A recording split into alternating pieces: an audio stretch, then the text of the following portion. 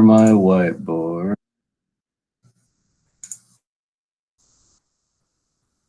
There it is. Okay.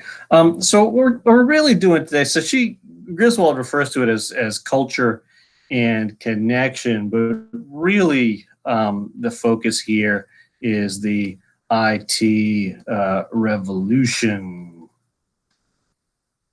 And this is something, honestly, that's basically happening, within your lifetimes, right? So, I mean, obviously, I'm an old enough fart to remember there not really being an internet.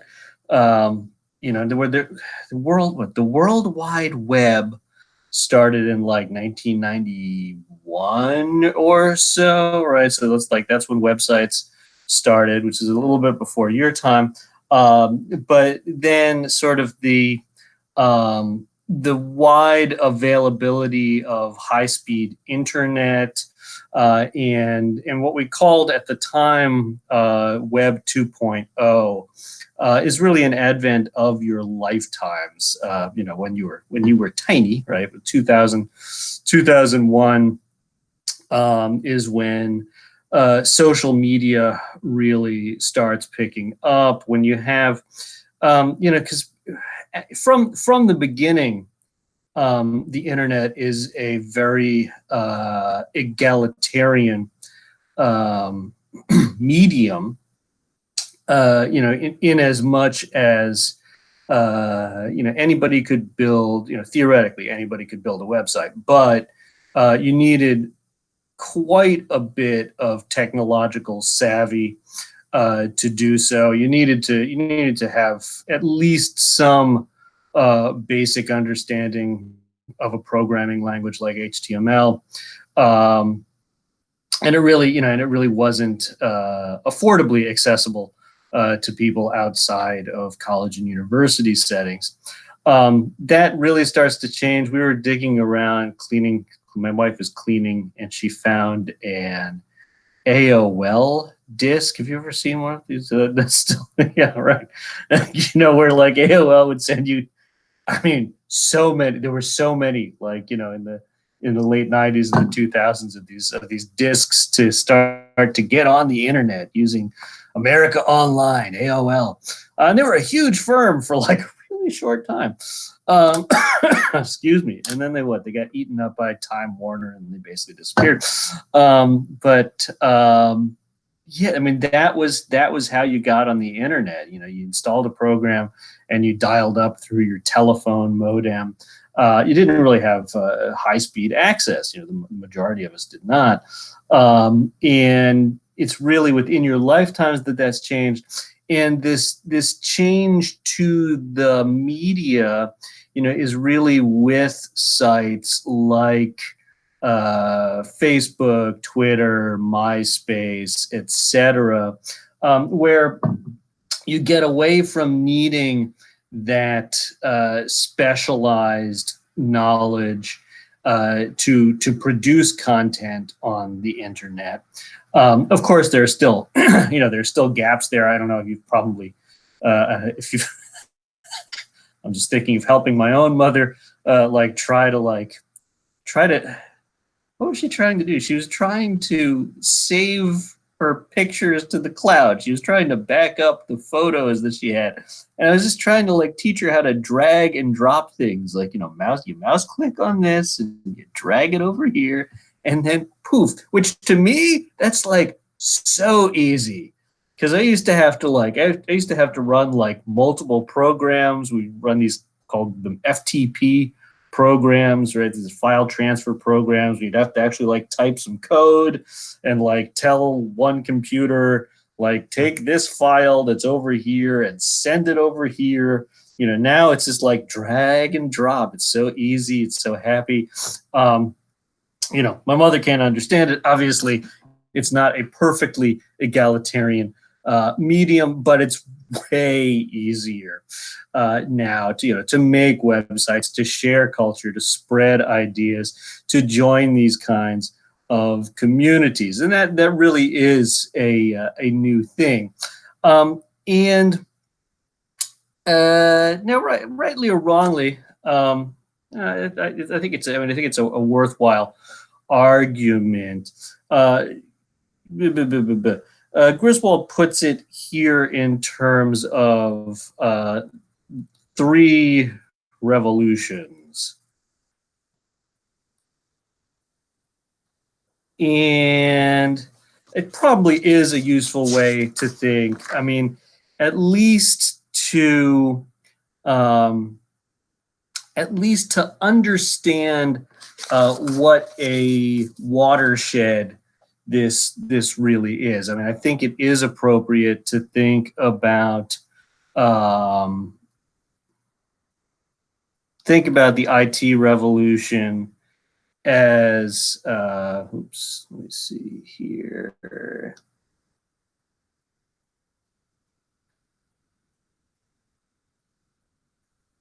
To think about the IT revolution in this rubric of being as important as the development of writing. So what writing does is it gets us past oral culture,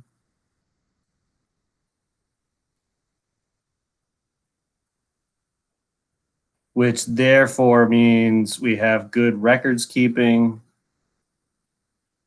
legitimate history, and she doesn't emphasize this much, but business, and at least a primordial form of capitalism, really. Not capitalism per se, but some form of free market transactions, become possible when you have written contracts, and you can go back to if you go back to Sumeria. What they have found there, they found, you probably remember, if nothing else, you should remember a little bit of this from Professor Skinner's talks, where he talks about what did they find? Not Hammurabi's code. Was it Gilgamesh? Right, Gilgamesh was written on clay tablets. Right, that's how they did it. They didn't have paper in ancient Sumeria, but they had these styluses you could use, and make indentations into wet clay to write things down. Most of the stuff that we found is not cool stories like Gilgamesh. Most of the stuff that we found is like contracts and records keeping about like barley transactions and that kind of thing. Really boring stuff, but it enables a whole new kind of culture and society. Obviously, I think Griswold rightly concentrates on things like our ability to now write down myths, or to write down, another big thing the Sumerians had was like lists of kings, like, real kind of organized histories, and you can keep track of, who has an appropriate claim on being a ruler or anything like that. So, writing really, obviously, an important revolution in our records keeping culture, technology, followed by the printing press.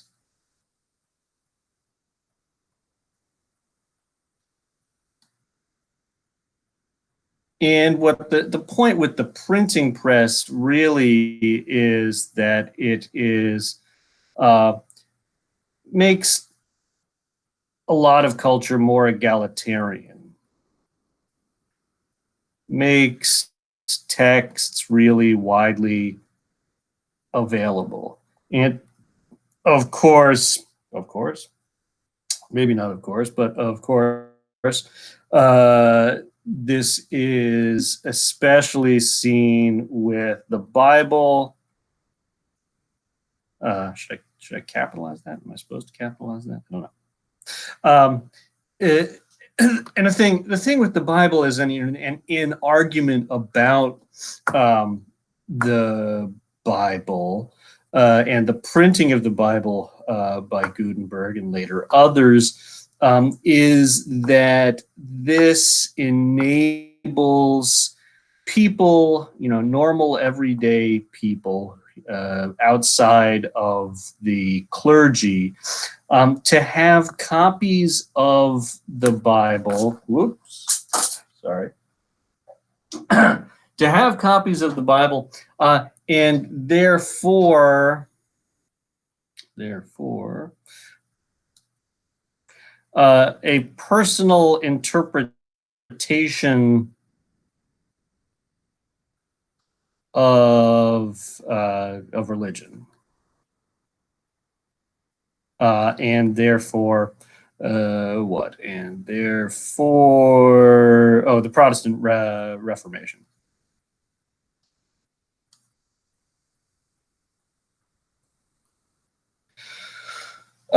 That's one example of the sort of the egalitarian possibilities that the printing press allows. Certainly, though, other things are also enabled by this, and clearly that includes the press, or AKA the Third Estate.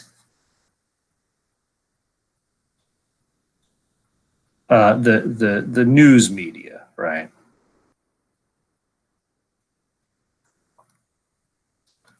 And what that gives you is an informed populace. And arguably, and of course, we see this now, right? This is like a really big, important argument at the moment, is that, we need to have a not just a free press, but a sort of a large, robust news media apparatus. I mean, oddly to me anyway, this is somewhat controversial now, right? Because we're living in this time where you have a president who is saying, like, we have the lying news media, or the fake news, or whatever whatever kind of rhetoric that he uses. That's incredibly unusual in a democracy, right? So people have always had sort of quibbles with particular journalists or papers, but to have a president who's really saying, like, the whole thing, except for my one or two handpicked news media outlets are corrupt, or whatever.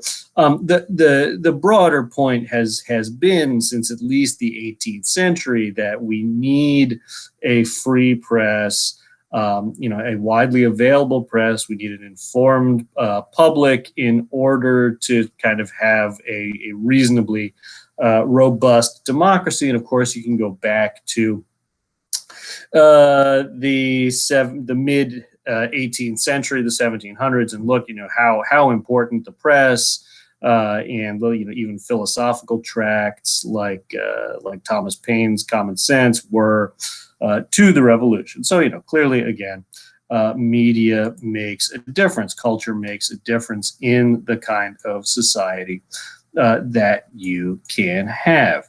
And then, of course, the third point here, I'm trying to stay sort of in a column here. And then the third is what we'll call the IT revolution. And like I say, partly we can even, there's a longer and a shorter history to this. So the longer history, whoops, what is that? I don't know what that is. The longer history is to include the telephone and the telegraph,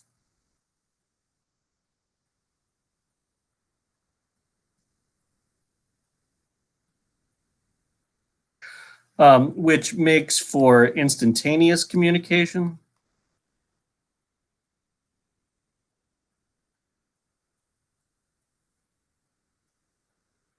I'm not, what would I say? I'm not entirely convinced as to how revolutionary those are, because they're really, they speed up communication, obviously. Whether they change the nature of communication, I'm not exactly sure about that. Although it is an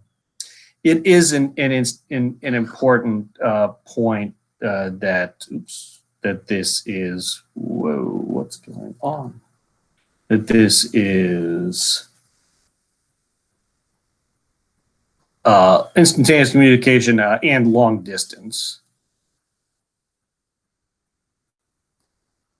So that goes towards her point that this can make communities, can help hold communities together over long distances. I think she used the example of Filipinos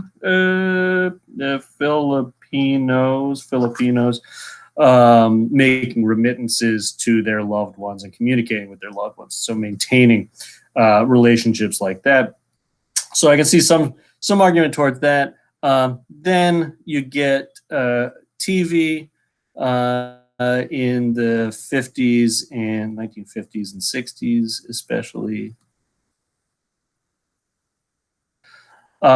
which is, again, not all that different from the sort of the film or even, novels, but it certainly is, a much more available egalitarian form. What I think we really do need to think about as more revolutionary, at least like what feels more revolutionary to me, is again the World Wide Web,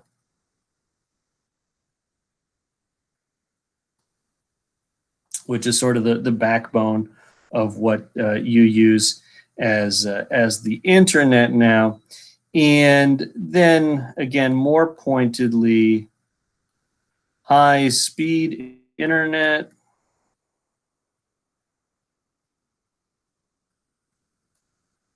which allows for the exchange of a much greater amount of information, including lots of visually based information, YouTube, and then smartphones.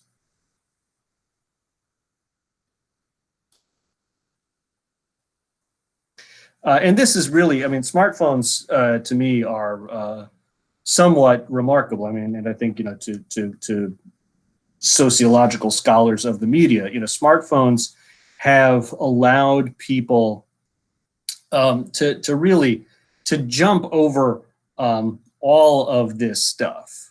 So to jump over telephone and TVs and modems and whatever. So there are people in Africa with smartphones. There are people in rural India with smartphones. Relatively speaking, this is an inexpensive medium, and the infrastructure is incredibly inexpensive relative to having to string telephone or cable lines across a country. Excuse me. You can put up these cellular towers and get people access to the internet through their smartphones, and that's really happened all over the world. And then specifically going with these hardwares are the sort of, I mean, I hesitate to quite call it software, but we'll call it sort of software, but it's social media.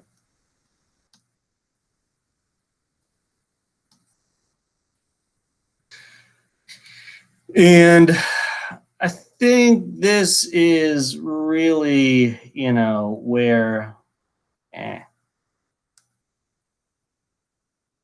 um, you know, a great degree of study is happening now.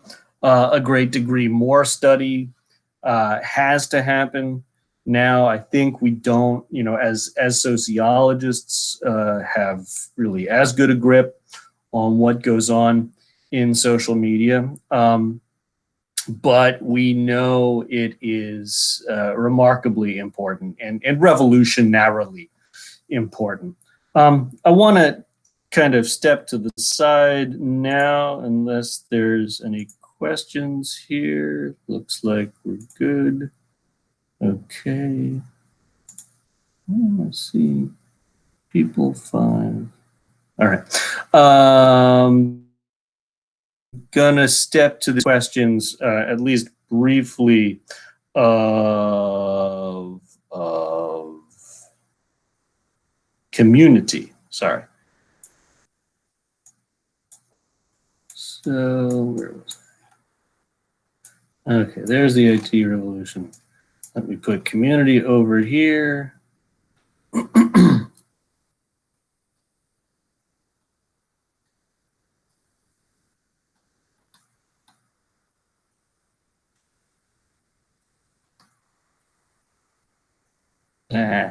Culture, community, and culture. Just a couple things that we have to know about community. Actually, this is a little bit in the book I co-wrote on cities.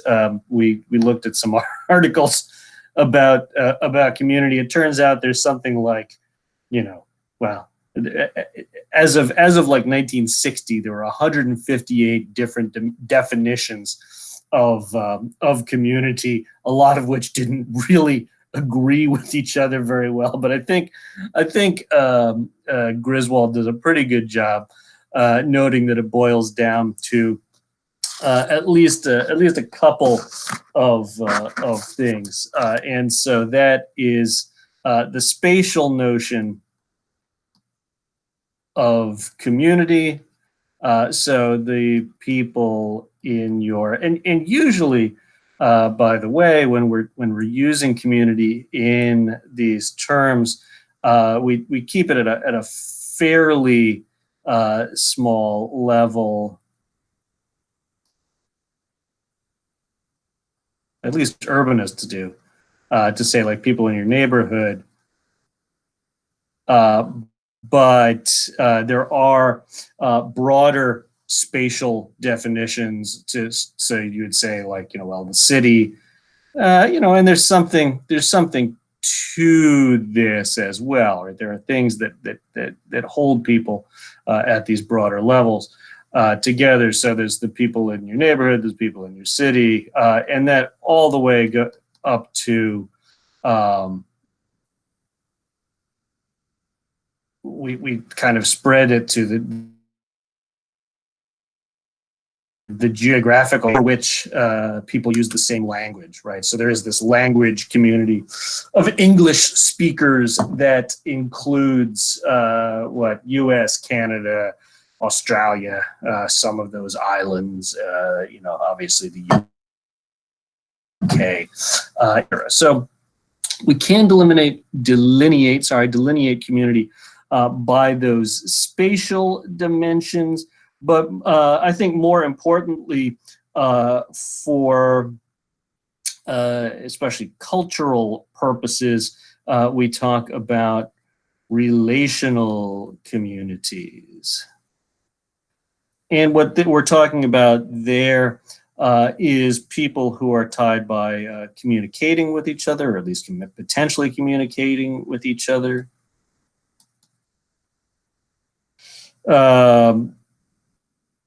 Friendships, formal or informal associations, and support.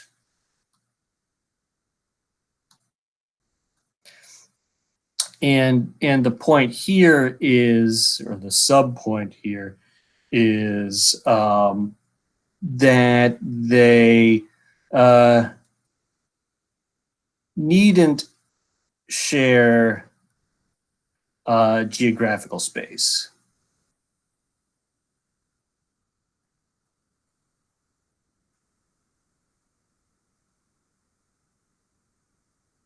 So that goes to the old kind of communities that were tied by together by the telephone.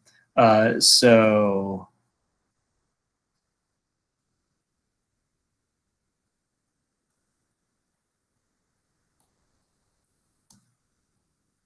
something like the Filipino diaspora, where Filipinos, really do live all over the world, but remain connected, obviously, by well, and I should say too, what this is ultimately about from the cultural sociological point of view is that there is a notion of shared culture, at least partial. So there are certain important signs, important values, norms, etc., that share with one another.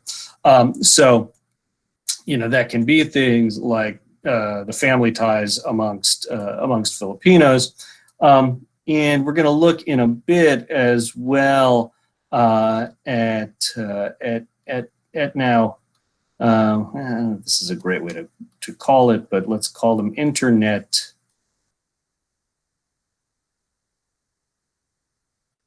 community.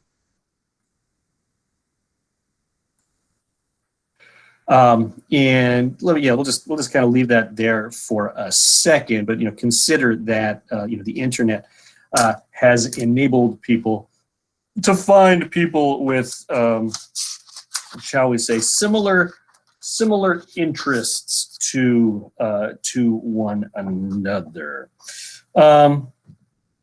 So what? So what possibilities does information technology make available to us? Okay, y'all still with me? All right, there. No Jacob today. That's interesting.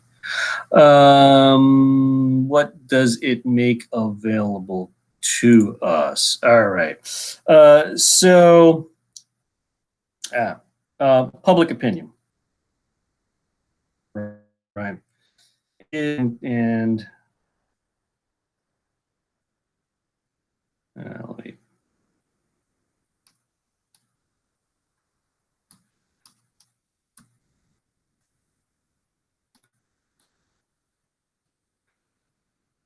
I'm just going to throw this out there for the moment. Obviously, now this is not new. Again, this is in the print revolution, right? Through newspapers, etc., was already influencing public opinion. The way that social media influences public opinion, though, is really, let's say, different. We're going to get to that in a second. Public opinion, though, increased intimacy.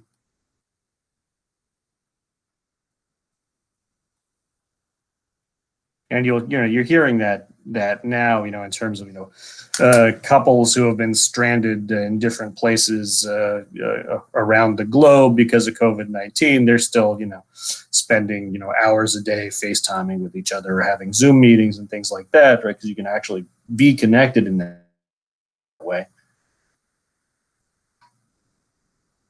despite geographical separation. It is arguably breaking down social barriers.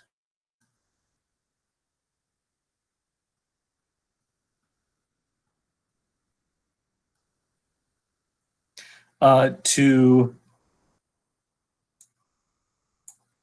unite different kinds of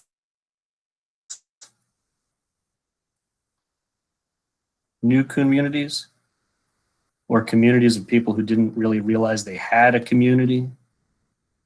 So, who am I talking about? Things like cosplay people. Well, I'm not gonna get too deep into this at the moment, but just let's just say different interest groups who might not have been able to find. If you're living in a small town in Alabama, you might not have found people who were like into anime in the past, but now you can find that because of this information technology, right? And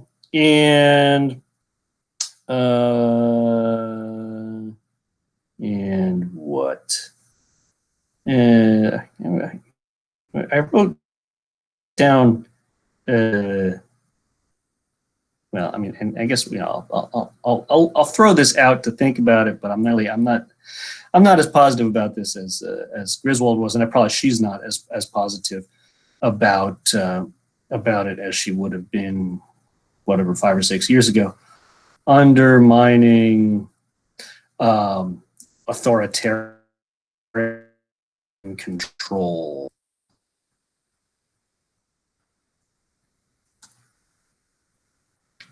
I'm gonna put a big question mark there.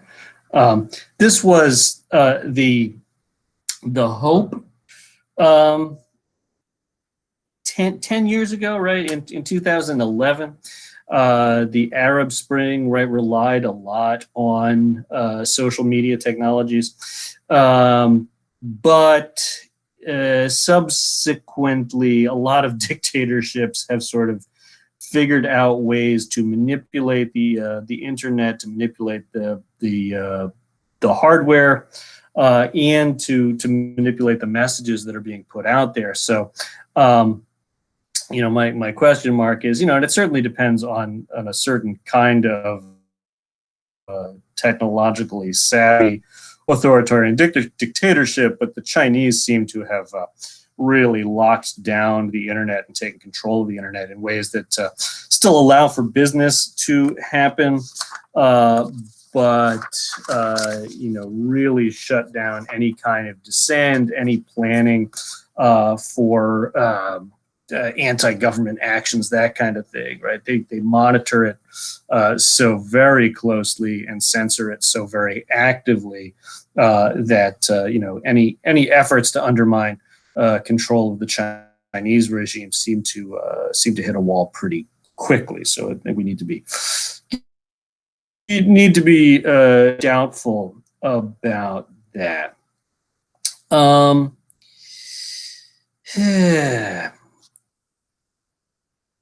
What I really kind of want to focus on with this, though, is she puts out some points here about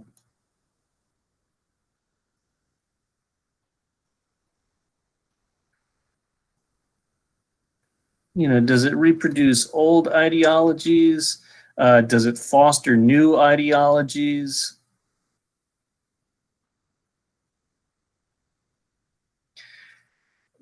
But this is all in the context of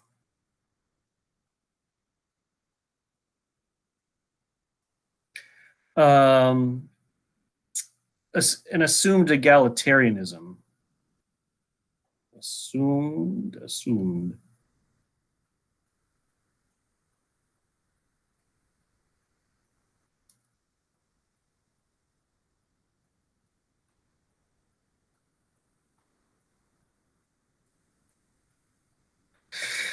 And what that is, I grab my text here for a second.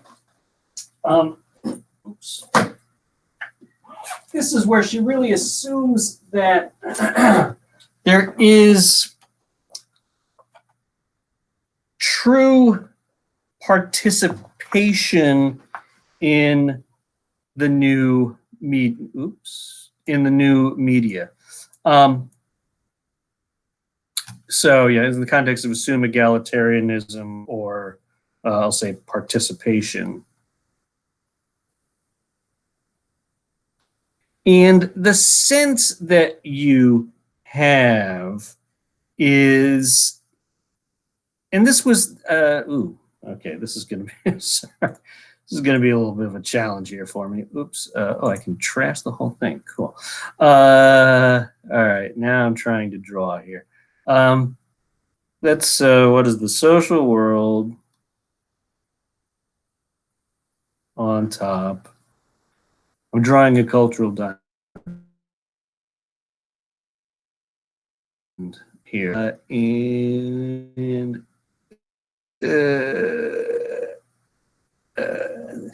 you'd think this would be easy with the grid line here, but it's really a challenge. Okay, and okay, so the social world and the producers.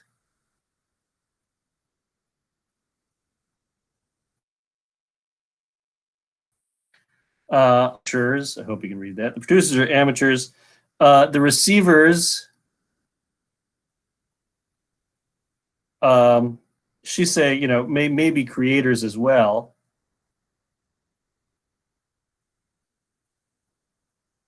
I would add to that that they get to interact with the creators. And so what we're thinking about here is, you know, so think about the cultural object as the, you know, I don't know what you want to call it, the traces, the products that are uh, on social media. So the cultural object is everything from a Facebook post to a meme to, you know, something on Instagram to gosh, what are the big three? Facebook, Instagram, and YouTube, right? A YouTube video. But then, you know, blog and forum posts, etc., etc.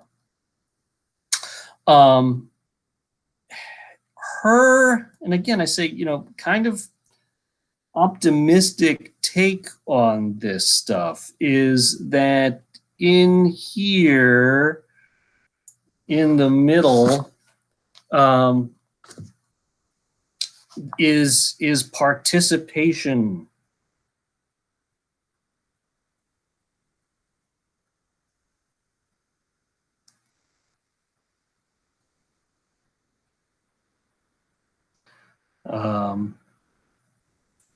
And the idea with that is this going to work? Where the producer is the same as the receiver,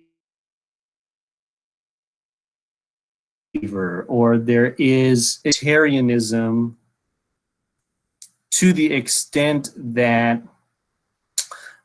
producers, or rather receivers, really have an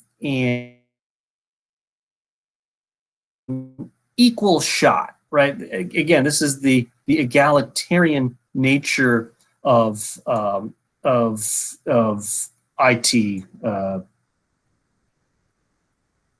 Sorry, like posts in the products in the IT universe, or products after the IT revolution, right? So, but again, I would say, you know, this is an assumed egalitarianism, right? This is or even you know, a hoped for egalitarianism. So there was, you know, even going way back, even if you go back to Lyotard in whatever that was, 1979, when he wrote The Postmodern Condition, he predicted some of this stuff. You know, he predicted these kind of these massively accessible databases, the ability of people to engage with each other. You know, he didn't predict the World Wide Web or anything like that, but you know, he predicted that information technology would allow for a much freer exchange of ideas and information. But you know, at the same time, you had people like Habermas saying like, you know, oh, the media, you know, is really kind of directed by, you know, by corporate conglomerates. And what I think we've more found, you know, especially since 2016, is, and I'm not sure where to draw this on the cultural diamond, but basically, um,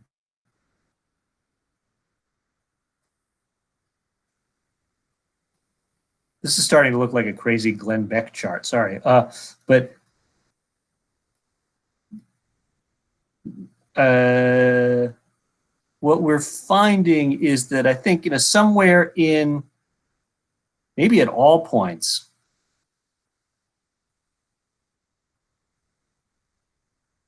powerful manipulators really in infect, I guess that's a key word. Habermas would say colonize. I'll say infect or pollute the process of media creation in social media, right? So you know, the at the first kind of cut here, you know, are these gosh, it's, I mean, it's all over the place, right? So you know, just, whoa, sorry, are you with me? Okay, you're with me. You know, it is, in terms of, you know, the creation of political discourse, right? Those political, uh, whether they're memes or like supposedly informational posts. You see this all over the place with COVID-19. You know, the people who are creating these original messages are not organic people, or they are organic people, but like as we found, you know, in the 2016 election, you know, a lot of them are organic people who are paid for by powerful state actors or powerful economic actors to control the narrative, to steer the narrative, you know, to put disinformation out there, you know, oh, so, and, you know, Joe Biden's son, you know, did this, that, and the other thing. And they'll post as, you know, as if they were, like one example was a, a group or a person who claimed to be some kind of like Tennessee Republican Party associate, something like that, you know, putting out all kinds of disinformation about, well, Hillary Clinton in the last election. I'm sure they're doing it about Biden in this election. But of course, it's the political side of it, although that's obviously that's a big focus of a lot of this. You know, I've, you know, as we do probably in since we're locked in our houses, I'm looking at too much Instagram now, and like, you know, I'm an old guy who likes tools, right? And so like I'm looking at like woodworking Instagram posts. Yeah, woodworking. Sorry, but, you know, like you know, how to put a desk together or whatever. Um, and I'm finding an increasing number of people who are like, I made this awesome thing with this tool. And I'm like, what awesome tool? And like you find out, you kind of dig in, and it's like, oh, like you're getting paid by Walmart to build things, or at least to say that you're building things with this tool as a way of promoting. And again, what this is about is, it's infecting, it's polluting, it's making it appear, or it's trying to make it appear these posts are kind of organically coming from real people with real experiences. But what in fact is happening is that these are fake people. Well, they're real. They're either fake people, right? We see some of that, who are just crafted by corporations or political operatives, or they're real people who are getting paid to say certain kinds of things. What's even, I don't know if it's more disturbing, but it's additionally disturbing, is that these manipulators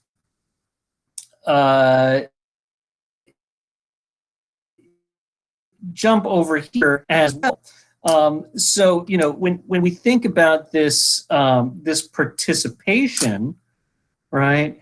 That you have like real receivers who are engaging, and that would be in a healthy public sphere, if there are real people engaging with each other and talking back and forth about the narrative. And you did see, there are still places I think you can find this. If you're having political discussions with people who you know to be your friends on Facebook or whatever, and they're smart, and that they like check their sources, like that can be like an important source of political information formation, opinion formation, etc. The problem, though, is again, spending too much time on Instagram. I'm like, well, what does Fox News post on their Instagram? And interestingly, Fox News interestingly posts quite a wide array of stuff.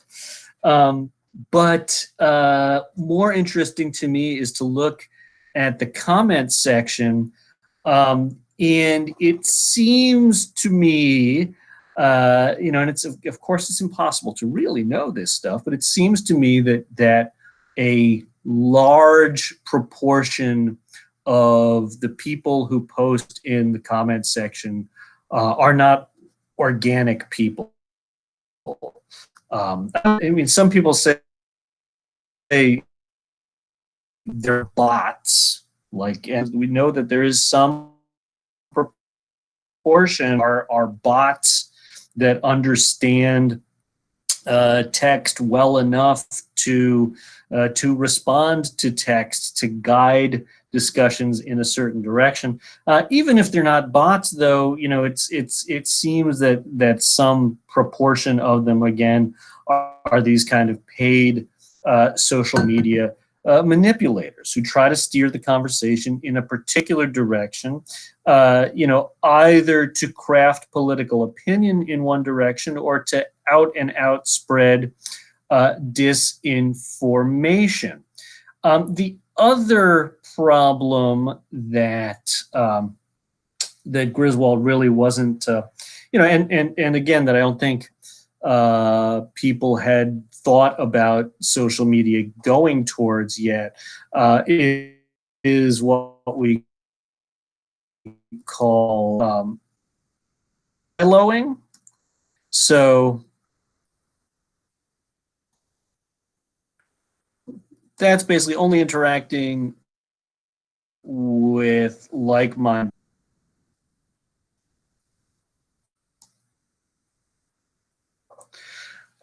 So you won't, you won't join, you probably won't join a woodworking Facebook group, that kind of thing.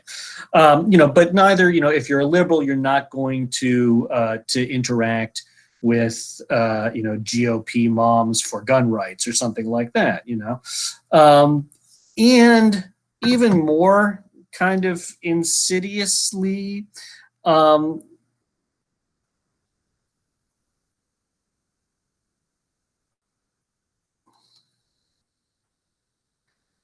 are the algorithms. So these supposedly social media, these supposedly egalitarian social media platforms are so large now that you essentially only see stuff that's like the stuff you like.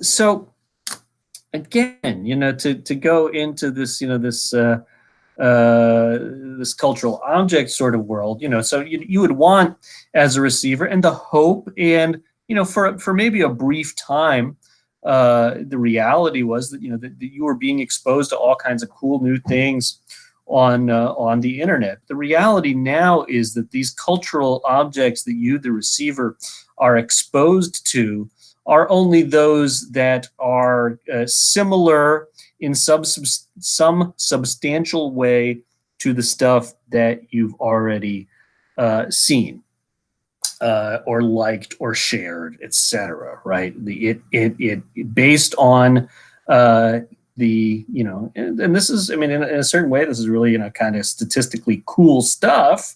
But they've figured out what people are like each other, what people like you like, and that's what it shows you, and it keeps you from interacting with new things. It keeps you from getting new ideas, and it has some really kind of disturbing uh, consequences, and the disturbing how'd that happen? Okay, the disturbing consequence, in particular, seems to be uh, extremism and polarization.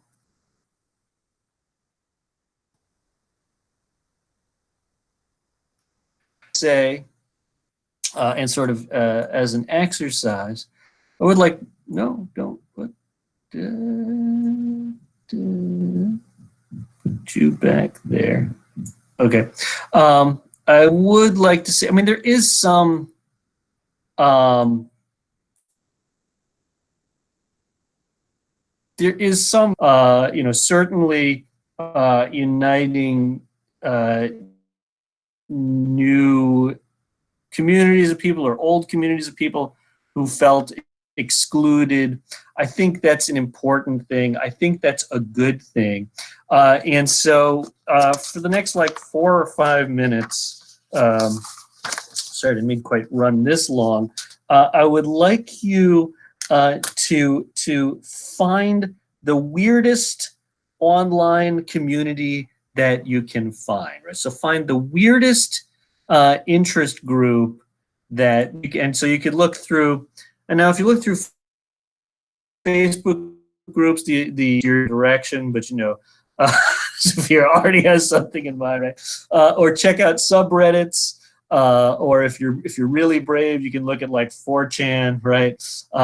What's the weirdest group of people, the most outrageous kind of thing that you can find?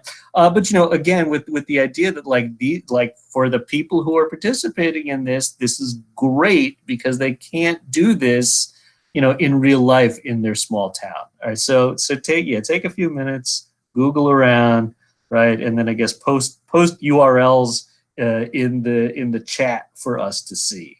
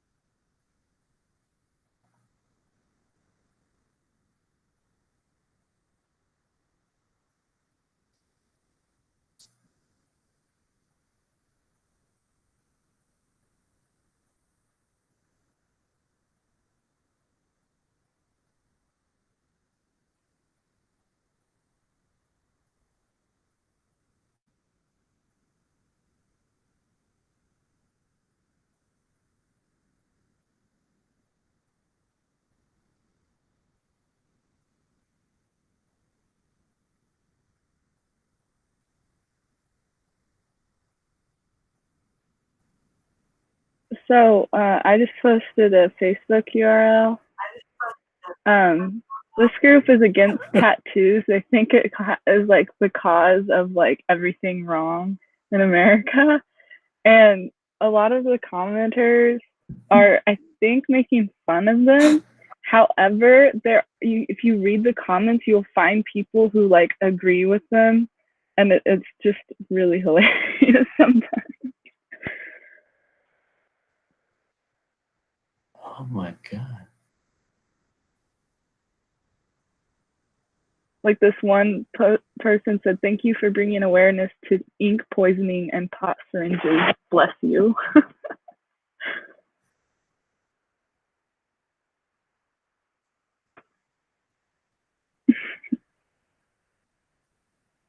Like I said, I don't know how much it's just like a joke or not. How serious it is. Yeah, but like even if the person who's making the Facebook page is joking, like there's actual commenters that are like serious. You know what I mean? Yeah. Well, right. And so somebody who has that opinion is going to be able to find this and, oh my goodness, wow. Yeah, that's a good one. That's solid. Anybody else find anything?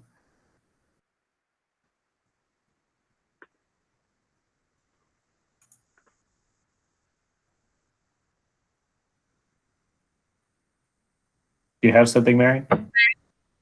Most of people there's a like online community of people that like to post, that like to look at airport floors, and so it's just a website for everyone to post and comment on airport carpets.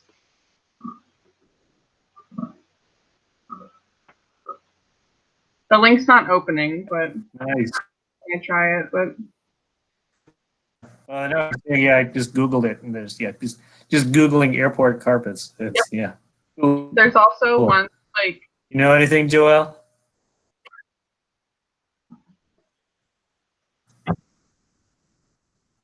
I can't find the link, but there's this group actually in Michigan right now. It's like this huge Facebook group for the people that are protesting against the thing, and the stuff they say in there is so wild. It's like it's really like anti-government kind of stuff, but that's group is wild as well. Yeah, and that's really, so I mean, some of this stuff can just be kind of obviously like positive and fun. It's like, hey, like we love airport carpets, we hate tattoos, that's it's okay, harmless, and maybe positive to connect with people who have similar opinions. Some of that stuff, though, right? These like the Facebook organized protests can be maybe deadly, right? And there's also some pretty clear suggestion. I was just reading a Times article about these guys. So I'll just put that in the chat if you care. Yeah, that these are at least in part supported by sort of large organizations, pre-existing organizations that are sort of using them for their own ends. Okay, looks like that has to be all for the day. It was good to see you guys. If you don't have an extension, please get your book review in. Otherwise, I will see you on Friday. Have a good one. Hey, Professor, real quick. We're supposed to be comparing our book that we read to one in class that we read, right? Or at least incorporating.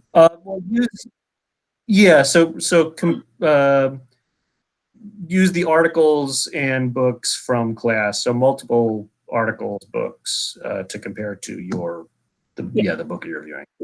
Okay. Yeah. Thanks. Okay. Cool. Bye. Bye-bye.